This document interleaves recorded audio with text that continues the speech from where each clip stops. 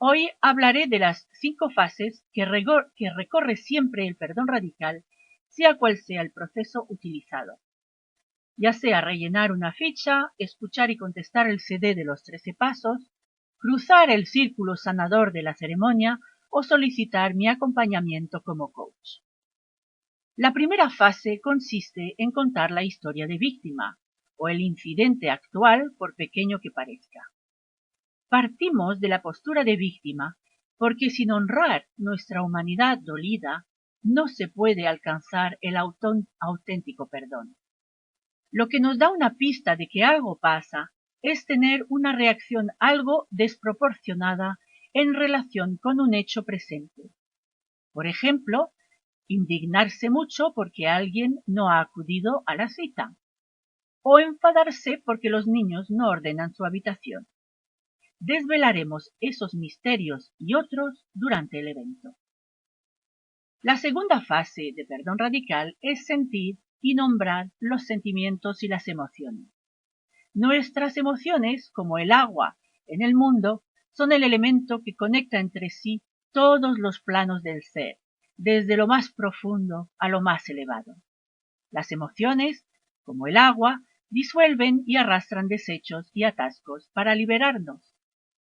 Por eso debemos honrar a nuestras emociones en el camino hacia el perdón. La tercera fase es colapsar la historia, reducirla de alguna manera a dimensión objetiva, separando los hechos de las interpretaciones.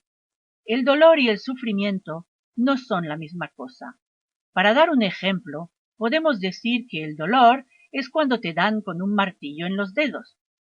El sufrimiento viene de concluir y decirte el resto de tu vida que eres un inútil y que todo el mundo te odia.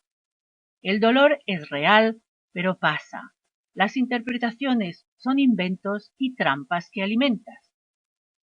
En esta fase de colapsar la historia, separamos los hechos puros de las interpretaciones y reducimos la historia a los hechos.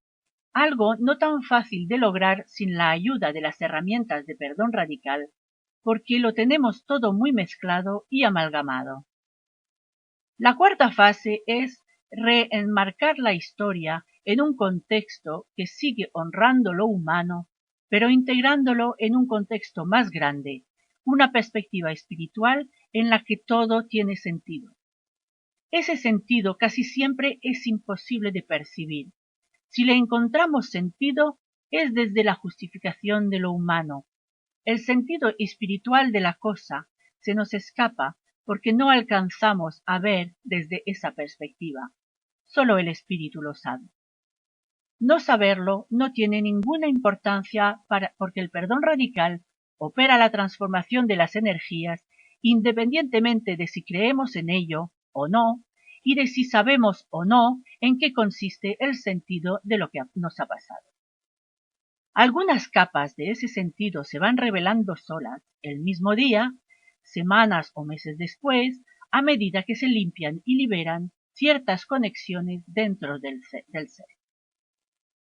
Y la quinta fase de perdón radical consiste en formular la nueva perspectiva y en integrar la transformación enraizándola en nuestro ser con algún tipo de actividad física, como escribir en la ficha, caminar en el círculo durante la ceremonia, decir las cosas con el CD, respirar, dibujar mandalas, bailar, cantar. Otra ventaja de los procesos de perdón radical es que no tienes que explicar nada en público.